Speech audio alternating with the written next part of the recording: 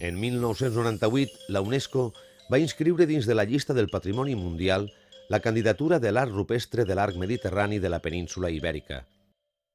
Les coves de Vinromà i Tírig, on es troba el Museu de la Valltorta, ens ofereixen alguns dels jaciments i llocs més interessants amb què compta la comunitat. El Museu de la Valltorta va ser creat per la Generalitat Valenciana per a velar per la conservació, estudi i divulgació dels valors de l'art rupestre de la comunitat valenciana.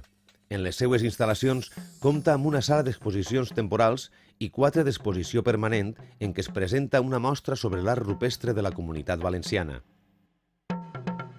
A més, té dependències de treball, com laboratori, magatzems i biblioteca. La Cova dels Cavalls està situada en el marge esquerre del barranc de la Valltorta. Albert Roda va descobrir en 1917 estos importants conjunts. En la Valltorta es coneixen moltes estacions a mar llevantí, on es pinten figures humanes i animals, sempre en color roig amb diverses tonalitats.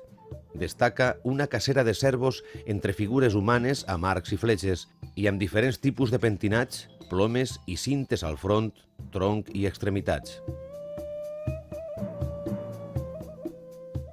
En la base d'una àmplia cinglera rocosa ens trobem les coves de la Saltadora.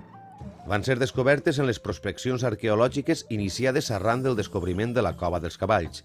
Es calcula que els motius van ser pintats en el Neolític.